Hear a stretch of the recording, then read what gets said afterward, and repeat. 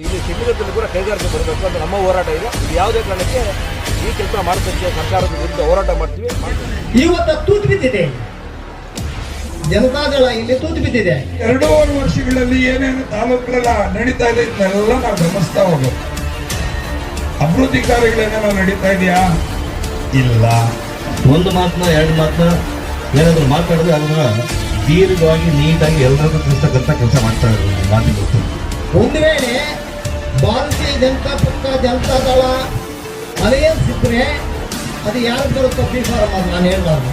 ನಾನು ಹಲಾಲ್ ಗೋಲ್ಡ್ ಸರ್ಕಾರನ ನಾನು ಯಾವತ್ತೂ ನೋಡೇ ಇಲ್ಲ. ನಮಗೆ KDP ಬರ್ತಕ್ಕಂಥ ತುಂಬ ಸಂತೋಷ. ಯಾಕಂದರೆ ಶಿಡ್ಲಘಟ್ಟದಲ್ಲಿ ಉದ್ಯೋಗ ಸೃಷ್ಟಿ ಆಗಬೇಕು. ರಾಜಣ್ಣವರು MLA ಆಗಿದ್ದಾಗ ಕೂಡ ಇದೇ ಸಿದ್ದರಾಮಯ್ಯನವರೇ ಮುಖ್ಯಮಂತ್ರಿ, ಇದೇ ಕಾಂಗ್ರೆಸ್ ಸರ್ಕಾರ. ಈಗಲೂ ಸಿದ್ದರಾಮಯ್ಯ ಮುಖ್ಯಮಂತ್ರಿ, ಈಗಲೂ ಕೂಡ ಕಾಂಗ್ರೆಸ್ ಸರ್ಕಾರ.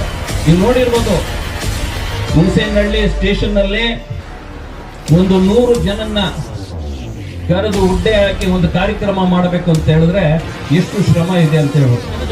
ಬಡವರು ಬದುಕಬೇಕು, ವಿದ್ಯಾರ್ಥಿಗಳಿಗೆ ಎಲ್ಲರಿಗೂ ಕೆಲಸ ಸಿಗಬೇಕಂದ್ರೆ ನಮಗೆ ಕೈಗಾರಿಕೆ ಬರಲೇಬೇಕು. ಇನ್ನೊಬ್ಬ ಜಮೀನು ತಗೊಳ್ಳಿ. ದುಡ್ಡು ಅಲ್ಲಿನ ಪಕ್ಷೇತರ ಅಭ್ಯರ್ಥಿ ಬಹುಮತ ಬಂದರೂ ಸಹ ಇಲ್ಲಿ ಭಾರತೀಯ ಜನತಾ ದಳದ ಅಭ್ಯರ್ಥಿ ಯಾಕಿದ್ರು ಅಂದ್ರೆ 6ನೇ ಸ್ಥಾನದಲ್ಲಿ MLA ಸ್ಥಾನದಲ್ಲಿ ಇದ್ದಂತಹ ನಮ್ಮ ಮಾಜಿ ಶಾಸಕರಾದಂತಹ ರಾಜಣ್ಣವರೇ ಪಿಂಪಾಪ್ನಲ್ಲಿ ಒಬ್ಬ ಕಲಾವಿದನ ಮುರಿಯಪ್ಪ ಕಲಾವಿದನ ರಾಷ್ಟ್ರ ಮಟ್ಟದಲ್ಲಿ ಗುರುತಿ ಅವರು ಸನ್ಮಾನ ಮಾಡಿದ್ರು. ಮುಸ್ಲಿಮರು ಕೂಡ ಪಾಕಿಸ್ತಾನ ವಿರೋಧ ಮಾಡಿರ್ತಕ್ಕಂಥದ್ದು ಇವೆಲ್ಲ ನೋಡಿದ್ರು. ಜಿಲ್ಲಾಧ್ಯಕ್ಷರು ಈ ಜಿಲ್ಲೆಯ ಜವಾಬ್ದಾರಿ ಹೊತ್ತಿದ್ದಾರೆ. ಕಾಂಗ್ರೆಸ್ನ ತೀಕ್ಷ್ಣವಾಗಿ ಮಾತಾಡಿದ್ರು. ಕಾರಣ ಇದೆ, ಬೂತ್ ಮಟ್ಟದಲ್ಲಿ ಮೋದಿಯವರು ಇದಲ್ಲ, ಬೂತಲ್ಲಿ ಗೆದ್ರೆ ನಾವೆಲ್ಲ ಗೆಲ್ತೀವಿ ಅಂತ. ನಾನು ಅವತ್ತೊಂದು ದಿವಸ ಹೇಳಿದೆ, ಅವ್ರವ್ರ ಮನೆಗೆ ಬೆಂಕಿ ಬಿದ್ದಾಗಲೇ ಗೊತ್ತಾಗೋದು ಅಂತ. ನಮ್ಮ ಜನಕ್ಕೆ ಅದೇನು ಅರ್ಥ ಆಗ್ಲಿಲ್ಲ. ಯಾಕಂದ್ರೆ ಯಾವತ್ತನ್ನ ಇಂಥ ಅಡಗಪ್ಪಿ ಸರ್ಕಾರ ನಾವು ನೋಡಿದ್ವಾ? ಹೆಣ್ಮಕ್ಳನ್ನ ಕೂರಿಸ್ಬಿಟ್ಟು ಮಕ್ಕಳನ್ನ ಕೂರಿಸ್ಬಿಟ್ಟು ಗಂಡಂದನ್ನ ತಲೆಗೆ ಡಿಶ್ ಅಂತ ಹೊಡೆದ್ರು. ಪಾಕಿಸ್ತಾನದ ಉಗ್ರರು ಹೆಣ್ಮಕ್ಳಿಗೆ ಹೇಳ್ತಾರೆ ಜಾಕೆ ಬೋಲು ಮೋದಿಗೂ. ನನ್ನ ಹತ್ರ ಒಂದು ಲಿಸ್ಟ್ ಇದೆ, ಮಾತೇನಿದ್ರೆ ಕೊಡ್ತೀನಿ. ಹುಚ್ಚುತನ ಯಾರು ಮಾತಾಡ್ತಾರೋ ಆ ಹುಚ್ಚುತನ ಅವ್ರಿಗೆ ಇರಲಿ, ನಮಗೇನು ಅವಶ್ಯಕತೆ ಇಲ್ಲ. ನಮ್ಮ ಧ್ಯೇಯ ಒಂದೇ.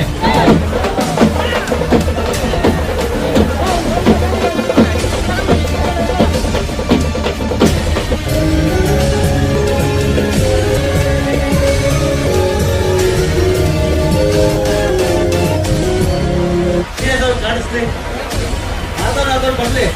ಈಗ ಅಬ್ಬಿಡು ಮತ್ತೆ ಪಲ್ಚರ್ ಅವರು ಮುಗ್ದಿದೆ, ಅವ್ರು ದಯವಿಟ್ಟು ವೇದಿಕೆಯಿಂದ ಕೆಳಗಡೆ ಬರಬೇಕು. ಆನಂದು ಎಲ್ಲರೂ ಕೂಡ ಬರಬೇಕು.